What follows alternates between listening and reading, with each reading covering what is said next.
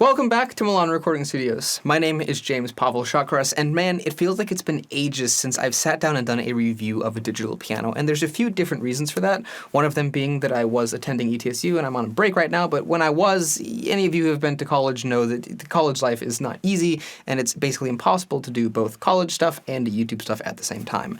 Now that I'm on break, though, I actually do have some time to do some videos, but I've also been working on some upgrades at Milan Recording Studios, and I've been focusing a lot of my energy recently on that channel, because I have a whole separate channel dedicated to really cool music things that are happening here in the studio. We've gotten some new cool equipment in, and we found some really cool local musicians to play with, so if you want to see me just making music with awesome musicians and just having a good old time, you might enjoy Milan Recording Studios. There's going to be a playlist that will be growing every week as we add and upload a new video to it, and it's just going to be a lot of cool fun. So if you like music and you want to see me making music, you might want to go check out Milan Recording Studios. A link for that will be in the description. What I'm going to be doing in today's video, though, is not making music as a performance, but instead as a review of the Casiotone CT-S400. This is a very interesting, affordable, very actually quite affordable digital piano thing from Casio that I thought it might be kind of fun to make a video about. However, it gets more interesting than just the Casiotone CT-S400, because there's also other similar instruments, namely the CTS1, which I'm particularly interested in, and I've noticed other people are interested in as well. There's a lot of similarities between many of the Casiotone products, and it seems to me like there's a bit of confusion when people want to buy one, they don't know which one to buy, because there's lots of similarities between them. So I thought I would talk about the CTS1 as well as the CTS400 and do kind of a comparison later on in today's video and show you guys some of the similarities, which there are many, and some of the differences, which there are also many, between the CTS1 and the CTS400. But first we're going to be doing a review of the CTS400 with a cool little setup that we're going to be trying around in this review, and let me know if you guys like the new setup that we're going to be doing for this. I think it might be kind of fun. You guys will get to see the user interface better, which is something I'll be talking about in today's video, because the user interface and the UI of this is a little quirky, but we'll be checking it out in just a few minutes. So let's dive into the review of the Casiotone CT-S400.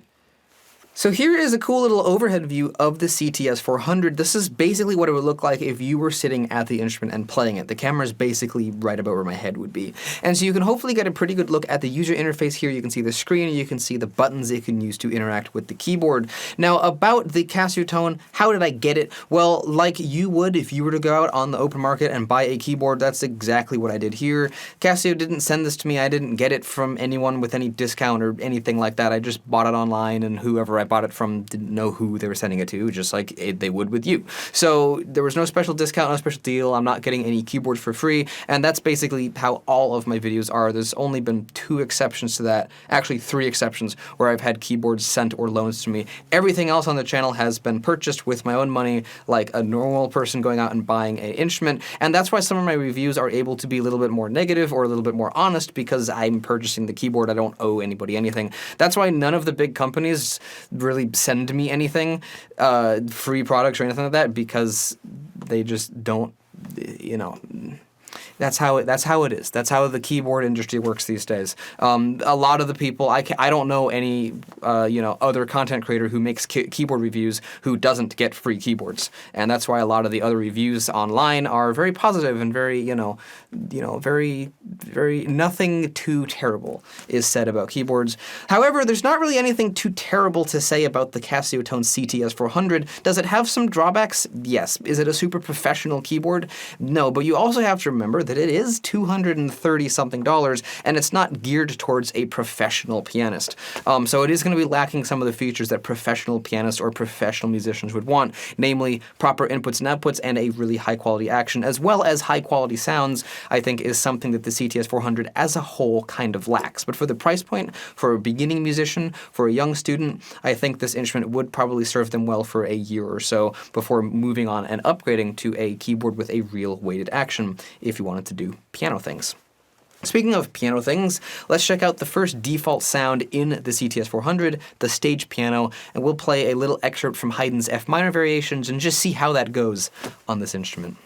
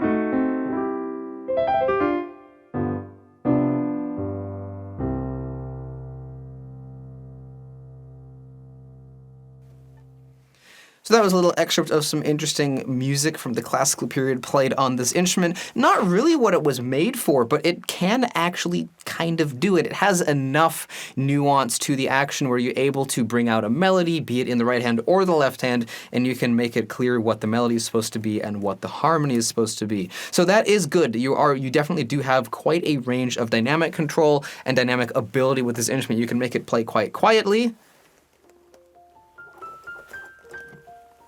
Actually, let me turn the volume up on that one.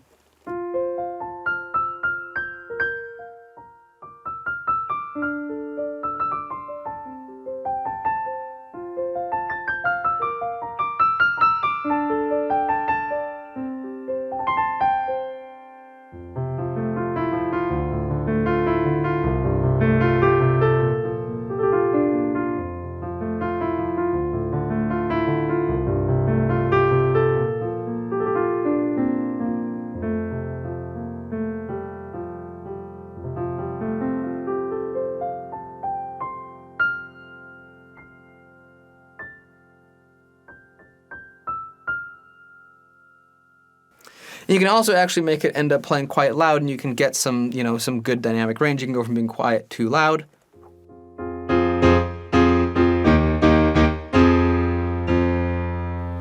You don't have a massive dynamic range, but you do have some, and that's pretty good. So that is nice that you got that you have that dynamic range. Clearly, the instrument sounds better and is more geared towards playing pop type of music than it is towards classical. I think you could probably tell that the Haydn didn't sound quite as at home on this keyboard as the little pop chord progression thing that I wrote sounded. That type of music just fits better on this instrument. Not only are you not going to run out of keys like I did for the Haydn, or at least typically you're not going to run out of keys with pop music, but also just something about the way the action of this instrument works doesn't lend itself too well to the nuances of classical music. But it's a $230 keyboard, so you also got to think about that as well. You have quite a few different variations of the piano sound as well. You've got the grand piano. You have the bright piano. The mellow piano.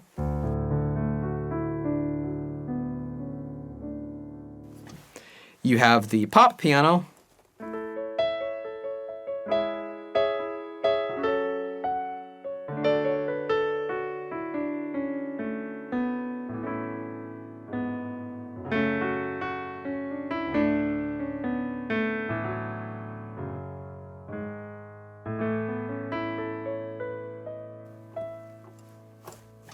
Pretty nice, and you've got rock piano here.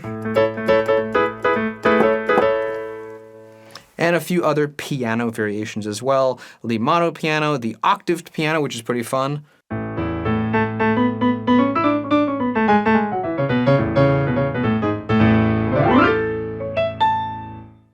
And the wide grand piano, which is like a stereo, bass in the left, treble in the right.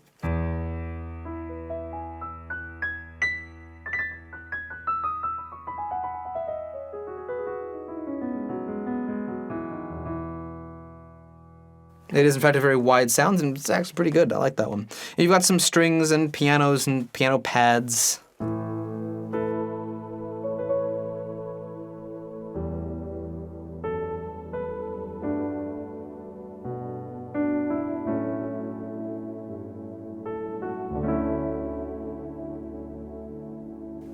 Which is always nice to hear.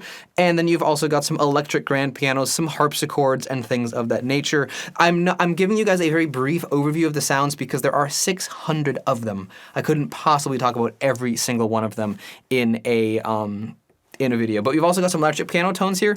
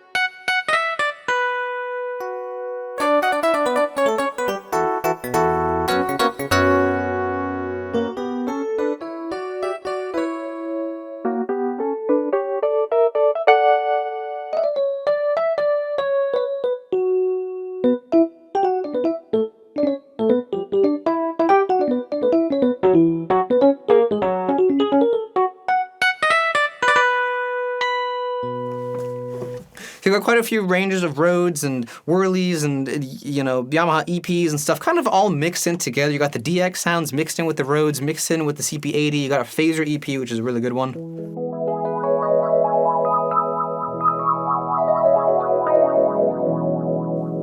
Phaser's kind of strong, but it's kind of cool as well. You got the wide E piano as well, so same idea as for the wide grand.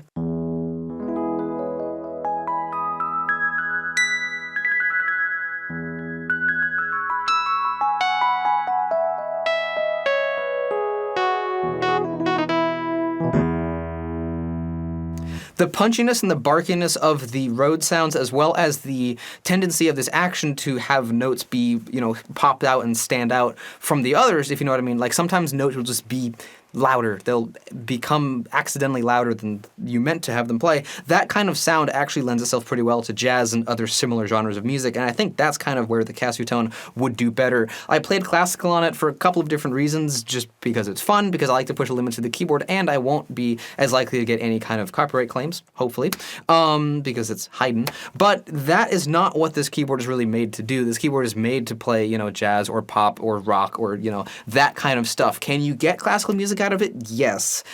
Is it meant to do that? Not in my opinion. I think the jazz and other type of music is really where this keyboard would shine. You've also got some fun percussion instrument sounds in here too, like vibraphones, a wide vibe, so check that one out. Kind of cool. You've also got a marimba.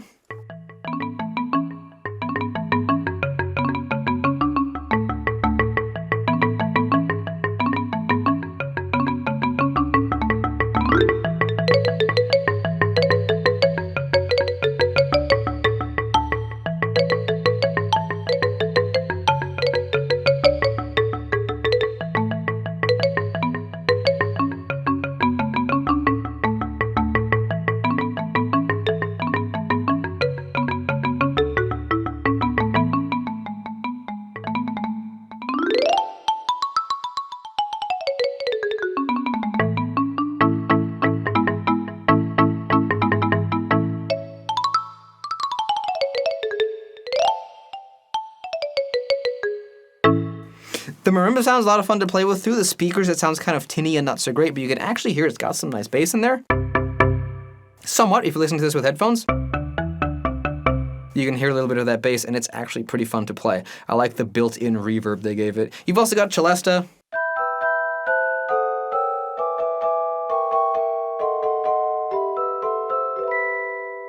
And a music box, which is very nice.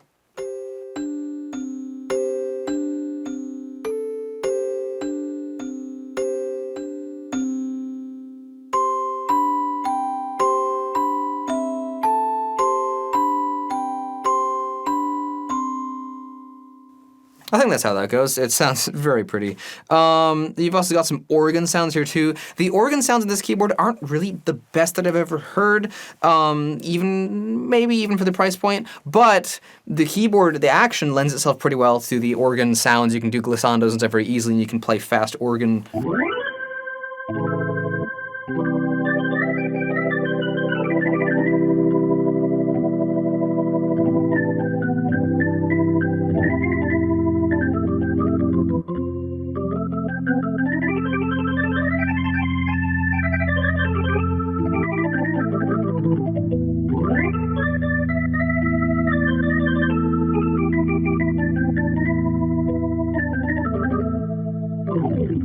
So you can do some organ stuff on there and have some fun. The organ sounds aren't really the best, but you can do some cool stuff.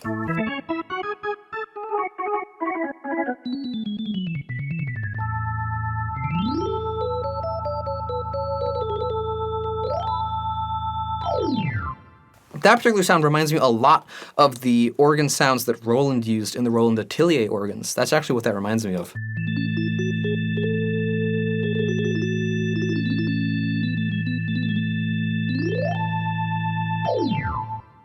And you've got a lot of different organs. You got some jazz organs in here too.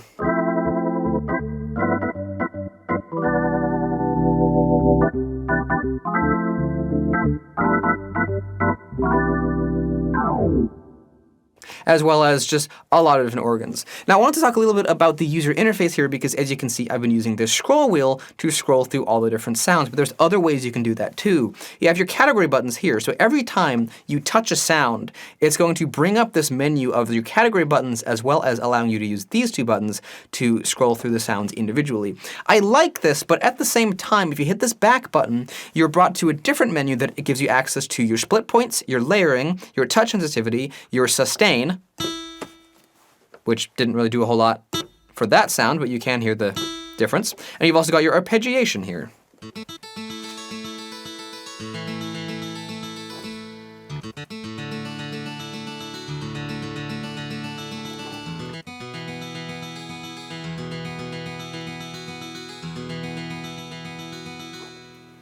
I wish it continued the arpeggiator as you let go of the keys and held the pedal down, but nonetheless, these are things that you might want to be activating or messing around with as you go through the sounds. However, every time you scroll to go to the next sound, that menu goes away and it brings you up the category buttons. I'm hoping you guys can see this.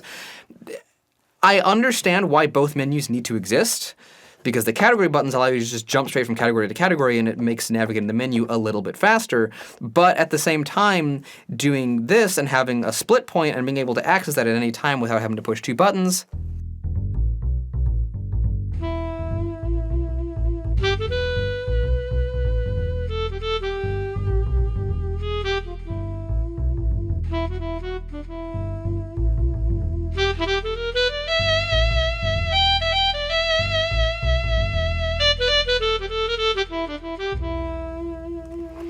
to be able to, get to the split points and get to the layering stuff.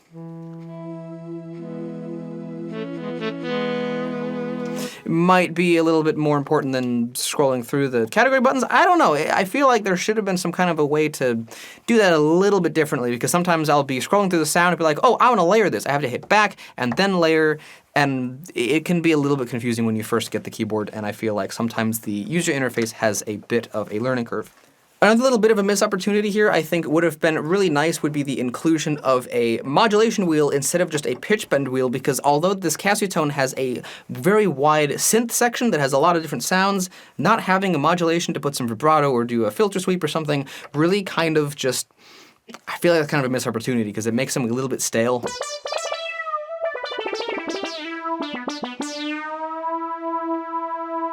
Because most of them don't have any kind of LFO going on in the sound. They're just a basic straight, synth sound. And I think having a modulation wheel would have made this keyboard a lot more versatile and a lot more fun to play with than it already is. I personally love having a modulation wheel to play around with, and I think adding that to the CTS400 would make it really cool. You also have a huge range of ethnic instruments in here too. There's a whole bunch of other piano sounds and stuff. They're GM sounds. I'm not really even sure what those are. They're all the stuff we've seen already, like marimbas, but with the GM name. Not really sure what that is, probably an older variant of all the sounds. And then that brings you back around to stage piano. You've also got a bunch of drum kit sounds and special effects and, goofy things like, so all kinds of stuff can be done with the CTS400. You have a wide array of sounds. I haven't even really touched much on the rhythm sections at all. But you've got rhythms as well, and you've got 200 some odd rhythms as well as a bunch of different songs. You can also record yourself playing. You can simply change the tempo of whatever you're doing here with the tempo button. You can go back to the main screen. There is a metronome built in here somewhere right here. You hit menu and go to metronome. There's the built-in metronome. That's pretty great. There's a lot of things that the Casiotone CT-S400 can do, and it's a little bit more than I can really cover in one video without it probably getting just a little bit boring. So to spice things up, let's bring in the Casiotone CT-S1 and do a comparison. Now that you're pretty familiar with the CTS400, you'll be able to draw some parallels and see where the CTS1 is similar to the CTS400 and where it's different. So let's bring in the two-tier fancy setup and get all that set up. I'll see you when that's all done. So here we have both the Casiotone CT-S1 and the CTS400 in the same room on the same stand. Now, if you guys are interested, and I've had a few questions over the years about what keyboard stands I use, I'm going to be doing a video featuring all the different types of keyboard stands we use intermittently here at Milan Recording Studios. This is actually a new one that we got. It can even do 3 tiers, which is kind of interesting. And we're going to include this in the video as well. We're going to not really rank them in any order, but we're just going to show them all and talk about their benefits and weaknesses. So if you're interested in keyboard stands, you might want to stay tuned for that video. So on this stand, though, we have these 2 keyboards, and that's what we're going to continue talking about in this video, the CTS1 and what the differences are between it and the CTS400. Immediately, as you can tell, they are obviously different colors, and the layout of them is completely different. There's no screen on the CTS1. It's just very, very simple and very... no frills, no bells and whistles, no nothing. This has, the 600 tones and the 200 rhythms and the 100 and something odd sounds and the screen and the menu and all that. This has none of that. It's very minimalistic, which is kind of cool. It's one of the big differences between these 2 keyboards. You only have a few different types of tones. You've got 4 different tones for each sound category, whereas up here you have, you've got 20 different piano sounds. You've got another 30 different electric piano sounds, and you've got 40 keyboard organ sounds practically. You have a lot of different sounds on the CTS400. And down here you just have a few. So that's one of the major differences between them. You also don't have a pitch bend wheel down here on the CTS1. You have a kind of a different speaker grill design, although they sound about the same on the CTS1 versus the CTS400. And let's see, what else do we have here? Those are really the main differences between these instruments. So let's take a quick listen to the sounds of the CTS1 and the CTS400, and then after I play a little bit of both of them, we're going to talk about who these keyboards are marketed for and who would want to buy and who would benefit most from one of these keyboards. We'll also talk about some of the negative aspects and the positive aspects of these 2 keyboards.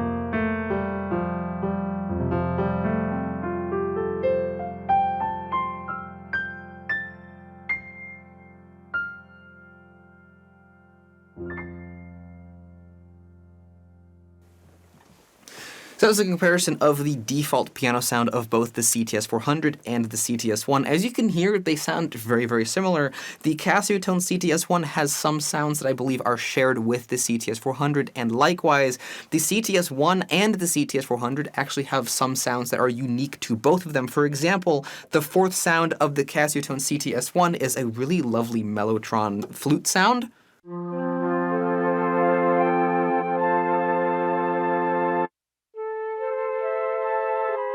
I'm not going to play any more of that, but it's really nice. It sounds really cool. So the CTS1 has some actually pretty nice sounds that are built into it for the price point especially, and the CTS400, not all of them are quite as nice, but it does have a lot more of them. So you've got a lot more to play with. In the organ sound, you've got, the tremolo organ here.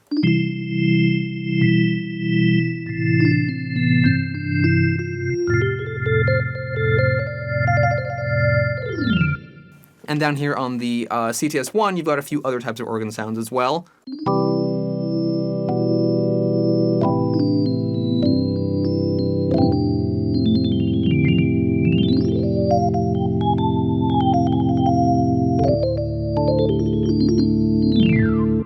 And they actually can sometimes pair pretty well together with all the different organs.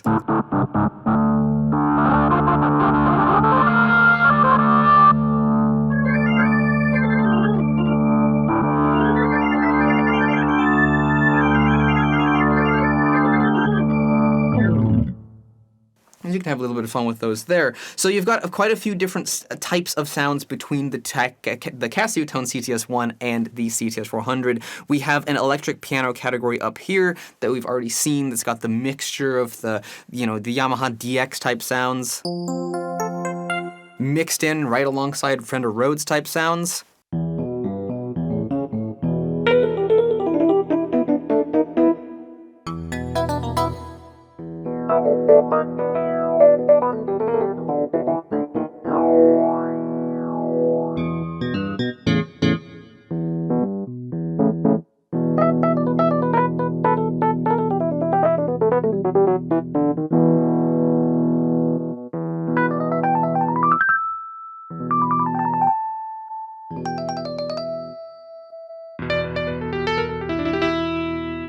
So you can see they've gone with kind of like the mishmash approach for the electric piano sounds on those both of these instruments as well. The CTS1 has a small little synth category. Again, no modulation wheel. That would really bring some of these to life and make them sound really fantastic. And you've got this little tone variation button that you can use to scroll through the 4 different types of sounds. You've got your standard one, your modern, or sorry, your advanced. This is your modern, and your vintage.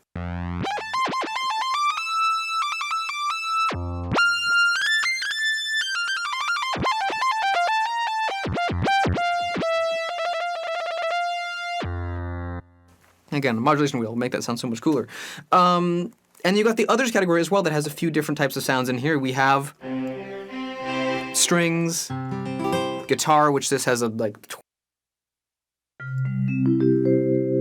got the really nice vibes. This also has some vibraphone sounds in it too. Let's see here. It's a little different.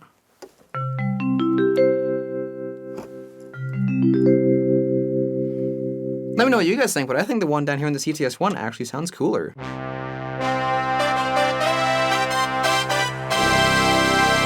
And the final one you have in the others category is a brass sound, which this has tons of. I didn't really cover it earlier in the video, but it's got, loads of...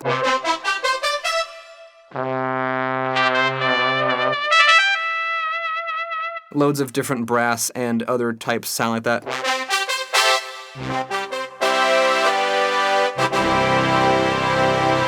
Again, I think the one on the CTS1 is just a little bit more interesting sounding than some of the ones up on top with the CTS400. That, I think, is something I've noticed with the CTS400. You have a huge variety of sounds, but they aren't quite as nice as the smaller selection of sounds down here on the CTS1. I'm not a fan of every sound on the CTS1, but I think as a general rule, the ones that it does have are often a little bit nicer than the ones on the CTS400, but you don't get the variety of sounds. I think it's pretty clear by now.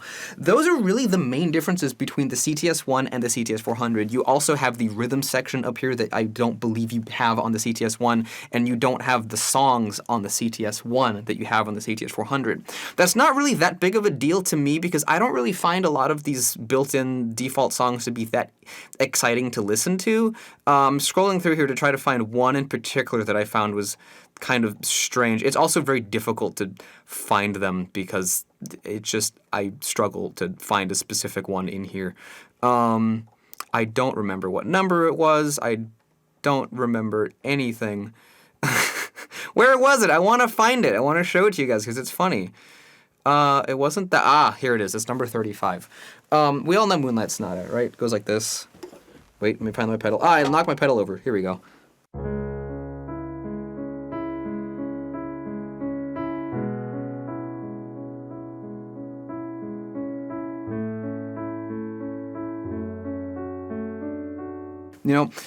I'm running out of bass keys. That's one of the little downsides to this. That's one reason why I said that this keyboard is better at jazz and pop than it is for classical at this price range, because you don't need as wide of a keyboard for most of that music. But we all know how Moonlight Sonata goes. It's in the key of C sharp minor. Here it is up on here. Why is it in C minor? I don't know why they did that, but also a lot of the music in here just isn't really that interesting to listen to. It sounds better through the headphones than it does through the speakers, but it has a bunch of these built-in songs, and some of them are funny and jazzy, and you can play along with them, I guess, if you wanted to. It shows the chords up on screen, but I don't really get that much enjoyment from listening to them. The demo song that's down here is actually more exciting to listen to.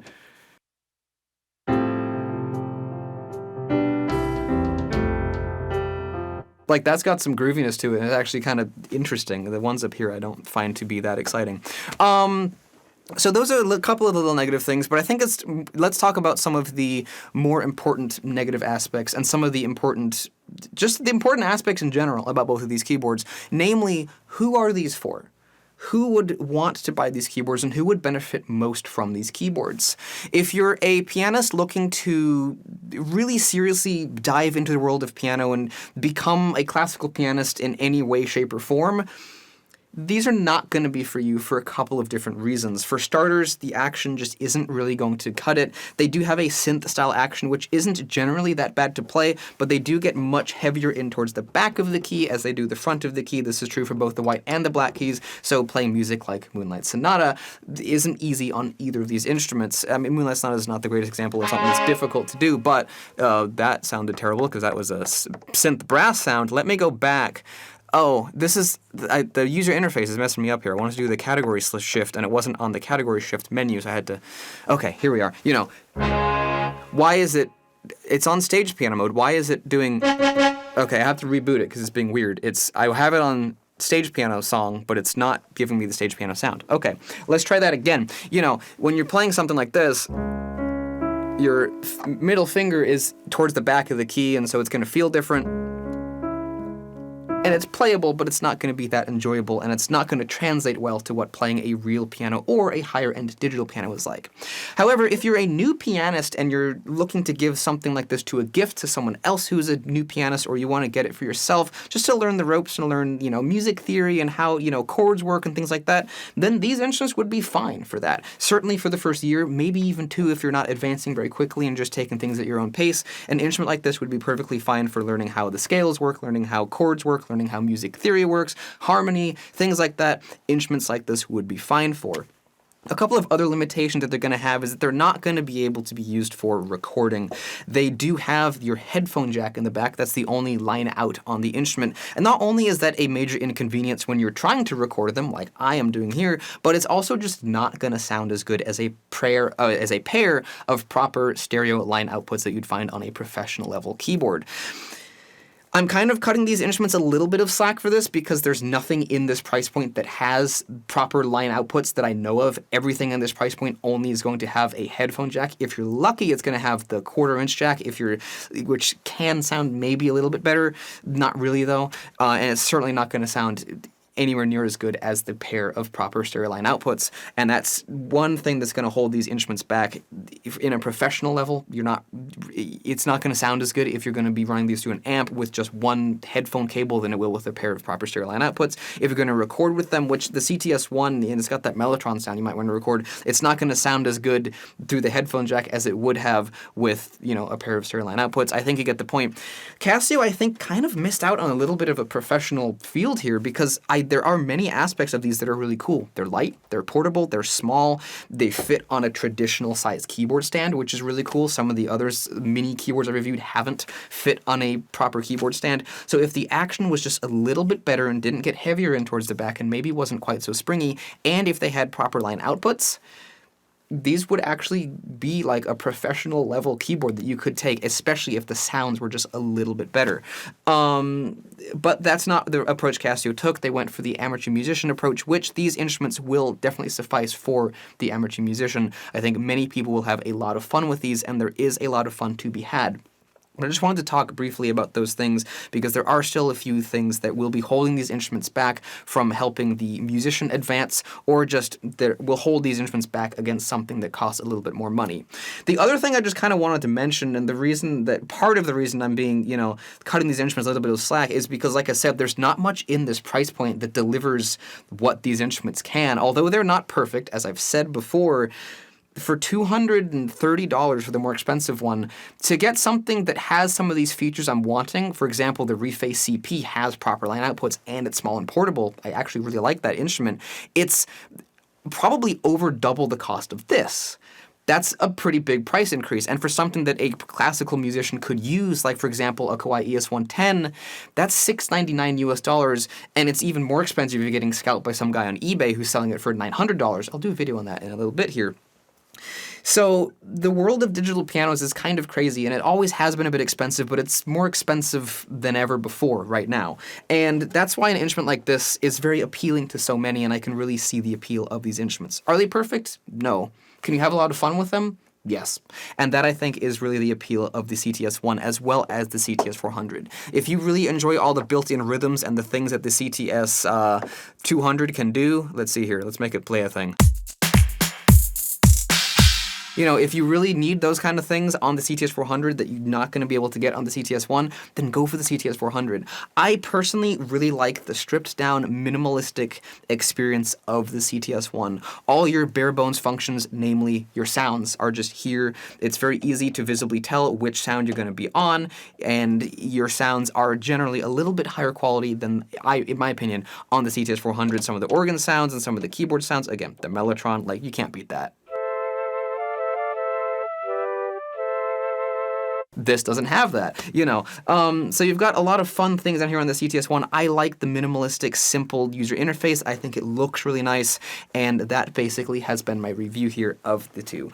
I personally prefer this one. It's a little cheaper and a little more interesting. Just, it's a little unique. You don't really see the minimalistic, no screen, no user interface thing that much anymore, so it's kind of nice to see people still doing that. I really like that approach. Then you have the CTS400 here that has more of a, I guess, a traditional, but also kind of a more modern, you know, with the menu and the screen and all that stuff. The more detailed approach to what a keyboard should be. And both of these, I think, have their benefits. Obviously, I've talked about their drawbacks. For their price point, though, for the market and for their price segment, they're pretty solid. So I really hope that you guys have enjoyed this video regarding the CTS1 and the CTS400. If you have any of these, let me know. If you enjoy playing them, and if you've been considering them, you know, let me know. Just give me your thoughts and opinions down in the comment section below. If you enjoyed this video, you might want to go check out my channel if you're new. I've got all kinds of cool videos of digital pianos, acoustic pianos, and other things too, like keyboard stands. I'll be working on that video probably in the next week or so. And if you guys enjoyed it, if you want to subscribe, thank you very much, and I'll see you in the next video. Goodbye.